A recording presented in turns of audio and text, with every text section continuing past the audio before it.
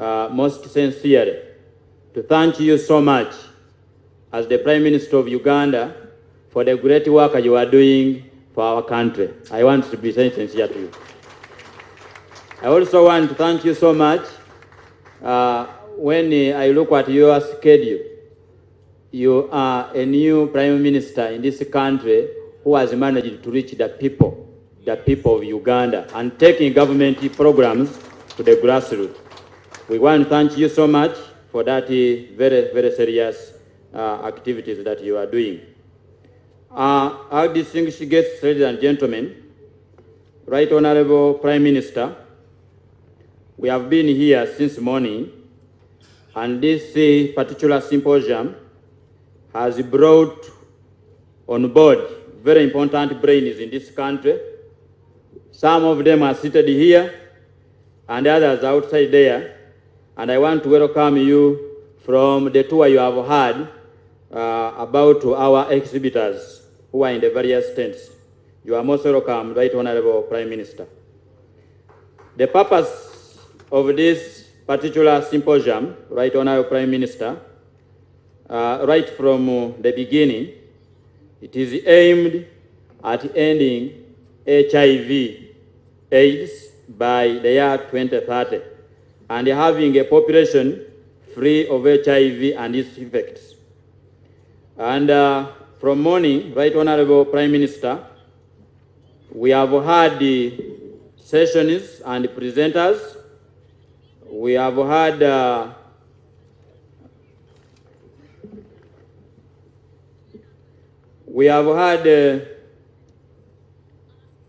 organizing committee.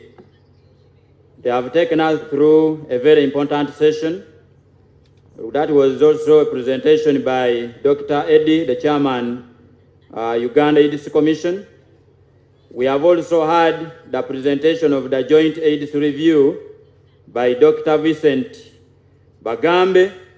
And Right Honorable Prime Minister, just briefly, while presenting, we have been able to note the following, for which I request you equally to take a note. We have been informed, Right Honorable Prime Minister, that in the year 2021, ending December, 54,000 Ugandans were infected with HIV. And more so, these were women, and we have also noted that as the women were more infected, the men were more the people who died at that particular time. Secondly, Right Honorable Prime Minister, we have also been informed that 1.4 million Ugandans are people living with HIV as of December 2021. And of these, mainly are the younger population, Right Honorable Prime Minister. The other issue I want you, Right Honorable Prime Minister, to take a note of is that we have been told that the donor financing is equally reducing, and we have noted a financing gap of over 450 billion, Right Honorable Prime Minister. While we cannot fail to thank our government for the increased budget for this financial year, running from 298 million to 304 billion. We thank our government for that. Right Honorable Prime Minister, the decreasing donor funding as a country, we are seeing that we need a transition from donor funding to government-led funding. And in the review, it was noted that as government, we need to hold the cow by its horns, and we need to have domestic funding. And on that note, Right Honorable Prime Minister, as a senior legislator in the 9th Parliament, a bill was presented that led to the creation of the AIDS Trust Fund. And it was passed in 2014, and since then, Right Honorable Prime Minister, it has not been operationalized. In this particular symposium, they are calling upon your intervention so that the AIDS Trust Fund is operationalized to enable the Uganda AIDS Commission run effectively. Finally, Right Honorable Prime Minister, we as an institution of Parliament, I recall we have been able to move around the regions in Uganda. And one of the areas we discovered is that most of our institutions are lacking the information about HIV/AIDS. And we want to request you that we need mainstreaming of the HIV/AIDS in all government institutions. And with your zeal and influence, I feel this will go a long way to ensure that information is well disseminated in all government areas. I want to thank you. Right Honorable Prime Minister, we have been waiting eagerly, and our program is very small, and I want you to permit me to go through as follows. One, we have had the Director General taking you around the exhibitors around the tents, and there are those ones you have seen, Right Honorable Prime Minister, and we feel the others that maybe after, if you created more time, oh, thank you so much. So with those few remarks, I'm the chair of this session, and I'm your Muzukuru, Right Honorable Prime Minister, Kisa Stephen, the vice chairperson of the HIV Committee of the Parliament of Uganda. Now, we wanted to move slightly faster. One, I wanted to invite the host.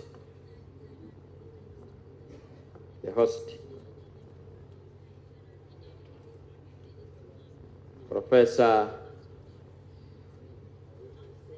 Waso Balunywa. Yes.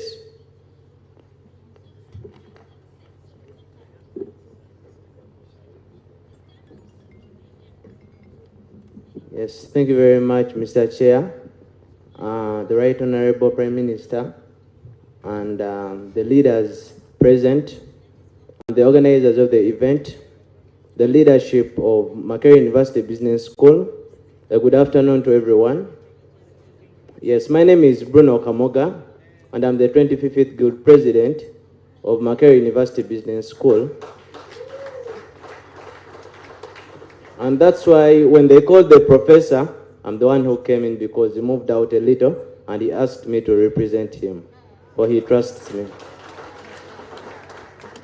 Yes, I'm proud of this topic, and I think it's in the right venue or the right place because it is believed that the highest number of cases are found or they come from the university level. Because Right Honorable Prime Minister, I would like to report, or we the youth get exposed to a lot.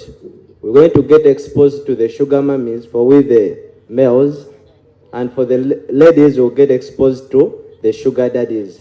So what comes out of the exposure? Out of the exposure, there's getting used to money or seeing money. And there are things that become normal in life. They're going to get exposed to the bars. What comes out of the bars? Sleeping out with men and women who give them money. Since the parents are having a lot of responsibilities, they will decide to go in with the males or the females, the so-called sugar daddies and the sugar mummies. What are they getting out of sleeping with them? They're going to get the expensive iPhones because you've seen your friend is having an iPhone 13 and you're having a Tecno Okability, but you want the same life. But I'm proud that this great institution has brought up very many programs. Within us here, we have directors of different centers. We have an entrepreneurial center within MOBS, meaning that we are keeping students busy. Within us here, we're having a career and also a skills development center in MOBS. We're keeping students busy. We are guiding them on how to build their careers, on how to build their skills. Meaning that I can say that MOBS leadership and also management are some of the frontiers who are fighting HIV/AIDS. I, as the 25th Guild President, with conjunction with the MOBS Health Center and other leaders, we also have ministries, Right Honorable. We have the minister in charge of health, and we have a minister for gender. And they are under me, working in conjunction with other bodies responsible. If possible, inshallah, God willing, if at all any other body connected to your office can help us, we're organizing something on 1st of December, that's the World AIDS Day. And good enough, in conjunction with the Uganda AIDS Commission, the management, we're going to see how we can organize something big, because MOBS is a target. Very many of you have seen in the newspapers, they are commenting about MOBS, etc. But I would like to inform you that they're just getting attached to us, but we are very disciplined people, and there is nothing like that. And maybe this could be an advice to other members, because we are the students leaders and we too exposed and we know what is going on. I think before doing anything, let us look at the root cause analysis. The root cause analysis is digging down and seeing the foundation of something. What is the root cause? Let us see what is bringing about the highest number or the rise of HIV/AIDS cases. First of all, idleness amongst the youth. How are you going to keep the youth busy? I've talked about the centers that we have in MOBS. Look at poverty. How are we going to prevent poverty? By creating opportunities for the youth so that they can get busy. What is bringing all about the HIV cases and increased numbers are those problems. The moment we know how to tackle and to deal with the causes, then the numbers will also reduce. We as MOBS, we have pledged, and we're standing in solidarity with the Uganda AIDS Commission, Ministry of Health of Uganda. We shall always stand, and for God and my country. Thank you very much.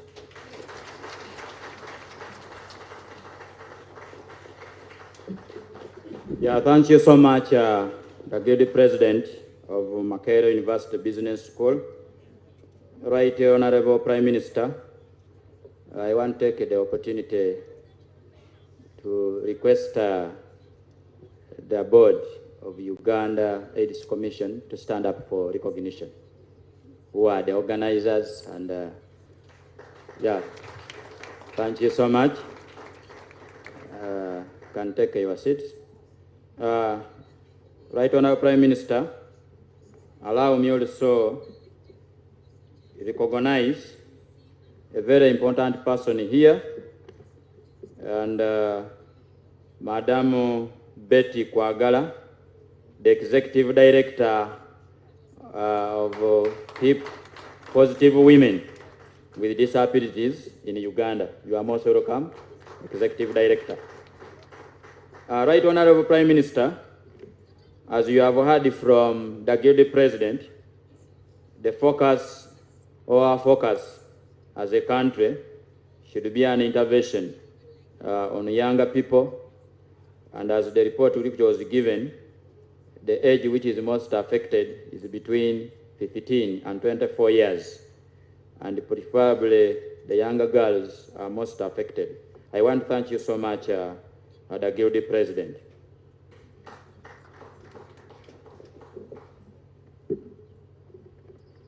In the interest of time, I have been advised that the Right Honorable Prime Minister,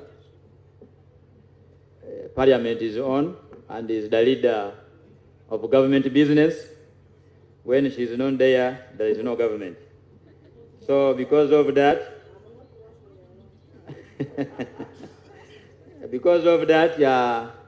allow me, and I want to request you to join hands and welcome Her Excellency, the U.S. Ambassador, to communicate to us.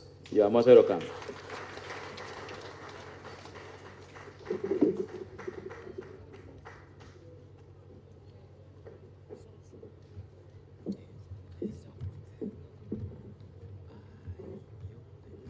Thank you.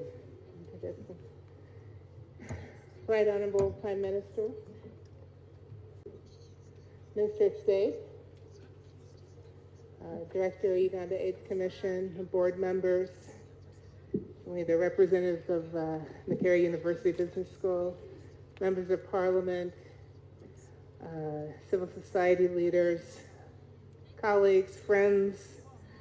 I certainly cannot forget the UN community. Good afternoon, and thank you for inviting me to join you today. I'm honored to be here with you for this symposium, and really want to commend all of the speakers earlier today for the really very informative presentations that they've made. And I'm here because the United States government recognizes that a healthy population is the foundation for a country's social and economic development. Almost 20 years ago, on January 28, 2003, while announcing the President's Emergency Plan for AIDS Relief, or PEPFAR, then U.S. President George W. Bush said, "We must remember our calling as a blessed country to make the world better." 4 months later, Congress authorized the first $15 billion with overwhelming bipartisan support that has increased to this day. And a Ugandan man was the first person in the world to receive PEPFAR-supported HIV medication the following year. And I actually had the pleasure of meeting him last year. And he's now a parent, a teacher, a pastor, and he's raising awareness in his community and living a very full life. Something 20 years ago I don't think any of us would have expected. It is from this foundation that the U.S. government invests over $500 million in Uganda's health sector every year, the bulk of which goes to supporting HIV programs through PEPFAR. Through the collective work of U.S. government agencies, including the Departments of State and Defense, the U.S. Agency for International Development, the U.S. Centers for Disease Control and Prevention, and others, we support Uganda's HIV response programs with a focus on HIV prevention through the elimination of mother-to-child transmission, voluntary male circumcision, the DREAMS program for adolescent girls and young women, provision of pre-exposure prophylaxis, and implementation of care and treatment services, including managing TB co-infections and screening for cervical cancer. In fact, my very first trip outside of Kampala back in 2020, shortly after I arrived, was to Masaka to announce the expansion of the DREAMS program there. And I still reflect on the conversations that I had with some of the young women and the positive changes they saw in their lives because of this program. This fiscal year, which for us is 2023, the PEPFAR country operation plan budget for Uganda is $400,200,000 US dollars, or just under 15 billion shillings. This commitment reflects support for equitable HIV prevention and treatment and care services across the nation, implemented through strategic investments deemed critical for the country's progress towards controlling the epidemic through collaboration by the PEPFAR team, the government of Uganda, civil society, and other development partners. Last year, PEPFAR introduced a clear requirement that there must be evidence of progress toward advancement of equity, reduction of stigma and discrimination, and promotion of human rights to improve HIV and treatment outcomes for adolescent girls and young women. For key populations, such as men who have sex with men, transgender people, sex workers, people who inject drugs, and people in prisons and other closed settings, and for vulnerable groups. HIV-related stigma, discrimination, and violence reduce access to essential health services and undermine efforts toward effective responses to HIV. In contrast, inclusiveness, equal treatment, and respect for all, along with evidence-based policies and practices that reflect these principles, all facilitate access to essential health services and bolster effective responses to HIV.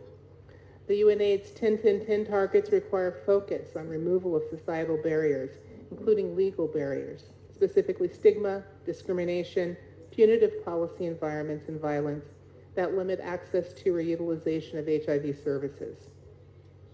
Notably, President Biden issued the Memorandum on Advancing the Human Rights of Lesbian, Gay, Bisexual, Transgender, Queer, and Intersex persons, LGBTQI+, around the world, which includes directives to U.S. government agencies to ensure that United States diplomacy and foreign assistance promote and protect the human rights of all LGBTQI+ persons. This includes expanding ongoing efforts by agencies involved in foreign assistance to promote respect for the human rights of LGBTQI+ persons and advance non-discrimination. Fostering a hostile legal environment and creating more legal barriers would worsen the HIV epidemic in Uganda. In contrast, implementing solutions to the gaps in the recently launched legal environment assessments, which were led by the government of Uganda and supported by PEPFAR, would keep Uganda on track to achieving President Museveni's directive to end HIV/AIDS as a public health threat in Uganda by 2025. Last year, the theme of the national commemoration event for the Candlelight Memorial was freeing workplaces of stigma and discrimination. And earlier this year, the theme was focused on stigma and discrimination yet again. I'd like to reemphasize the need to keep this as part of our conversations, but it must be more than a conversation. After almost 4 decades of death in the shadow of stigma and discrimination, HIV-related deaths have decreased. This is because we've extended antiretroviral therapy, or ART, to so many Ugandans. Still, stigma and discrimination remain, playing significant roles in new HIV infections and preventable deaths. It is time for all of us to match our words with actions, but to do so, we must turn the conversation to what we're not talking about and what we are not doing, to acknowledge the things that need to change, and to make a deliberate choice to take action. Our conversation needs to become about conscious decisions, who gets to make them, and who doesn't get to make them due to gender disparity, stigma, and discrimination driven by lack of knowledge and understanding. Preventing HIV, knowing your status, and choosing life-saving HIV treatment should be a deliberate choice for everyone, but for many, it is not. PEPFAR seeks to address the gender equity gap by optimizing curriculum-based interventions to address specific needs of adolescent girls and young women. The use of evidence-based interventions such as stepping stones, no means no, coaching boys into men, and grassroots soccer support reducing gender-based violence by educating young people on the core components of healthy relationships with HIV prevention. Sinovuyo teaches parents and adolescents how to communicate in a healthy way and have important discussions around health and sexual relationships. And SASA, an intervention developed here in Uganda and used across the world, is aimed at addressing the balance of power between men and women. And of special note, it shapes the equity agenda and reshapes social norms and behaviors related to gender-based violence within communities. Developed with a combination of theory, practice, and relentless optimism, SASA encourages communities around the world to personally and collectively use our power to create safe, violence-free communities for women. PEPFAR also provides life-saving, person-centered HIV services through local Ugandan partners, such as Baylor and Rakai Health Science Program, to ensure people remain on continuous HIV treatment, which includes ensuring the most effective HIV treatment regimens are used and that we remove all barriers to care and maximize convenience and responsiveness to people's needs and preferences. Through implementing partners such as Mild May Uganda, which has a stall here, which provides comprehensive HIV prevention, care, and treatment services in the Mubende region, we have leveraged the PEPFAR platform to rapidly support the Ministry of Health Ebola response in the areas of infection prevention and control and surveillance, including community-based contract tracing to interrupt Ebola transmission. Additionally, PEPFAR will implement a two-pronged approach that addresses health-related stigma and discrimination at the facility level and enhances community-level enablers. In healthcare facilities, we continue to train healthcare workers on gender and sexual diversity and have designated key population focal persons at all health facilities. We've maintained collaboration between healthcare providers and civil society organizations and utilized community-led monitoring findings to refine our programs. And we will continue to empower civil society to advocate for legal reform and access to legal systems. PEPFAR Uganda earmarked more than $750,000 to be subgranted to key population CSOs through our comprehensive regional partners. In addition, nationwide efforts to build the capacity of CSOs in legal and policy review, grants and human resource management, and other priority areas are ongoing. PEPFAR will utilize the findings from the legal environment assessments to help shape and inform legal advocacy and policy reforms related to stigma and discrimination. We also recognize that the HIV pandemic does not affect children the same way it affects adult population. According to UNAIDS, in 2021, globally, 81% of pregnant women living with HIV and 76% of adults with HIV overall were receiving HIV treatment, while only 52% of children aged 0 to 14 years living with HIV were accessing treatment. We need to acknowledge the impact of stigma and gender-based violence that have interfered with many mothers receiving prevention of mother-to-child transmission services. And this was reinforced to me earlier this year on a visit to OYM District, where I met youth peer leaders who told me the story of an 18-year-old pregnant woman who tested positive for HIV. Because of stigma and fear of being shunned by her family and her future husband, she was apprehensive about getting on treatment and disclosing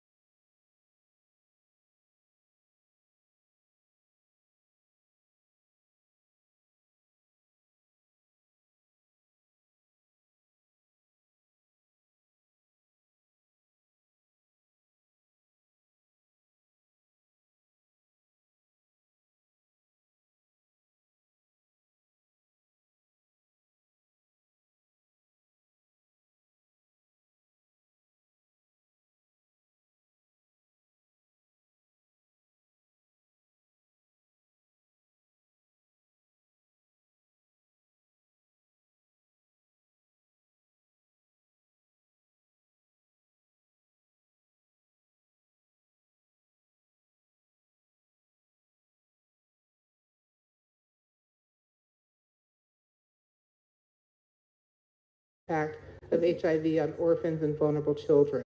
Although the rate of orphaning due to AIDS continues to decline with the expansion of HIV treatment, significant risks and vulnerabilities remain for infants, children, and adolescents because of HIV. To address these issues and ensure equity, PEPFAR's OVC, Orphans and Vulnerable Children, program increasingly works through Ugandan non-governmental organizations to deliver child-centered and family-based services to ensure that children, adolescents, and their caregivers have the resources and skills needed to confront the challenges of the HIV/AIDS epidemic and fulfill their own health and well-being needs. With a budget allocation over $24 million this year, the OVC program is reaching over 490,000 Ugandan children, adolescents, and their families, providing health, education, child protection, and economic empowerment services. The program also supports gender-based violence prevention for boys and girls through positive parenting and life skills intervention, as well as the school-based prevention curriculum Journey Plus. These interventions, delivered by Ugandan NGOs, which have decades of experience, reach children where they are and help create safer homes, schools, and communities where they can thrive. Finally, in alignment with efforts by the U.S. government to support diversity, equity, inclusion, and accessibility, as well as to advance equity for underserved communities and prevent and combat discrimination or exploitation on the basis of race, religion, gender identity, or sexual orientation, PEPFAR will work to ensure that these principles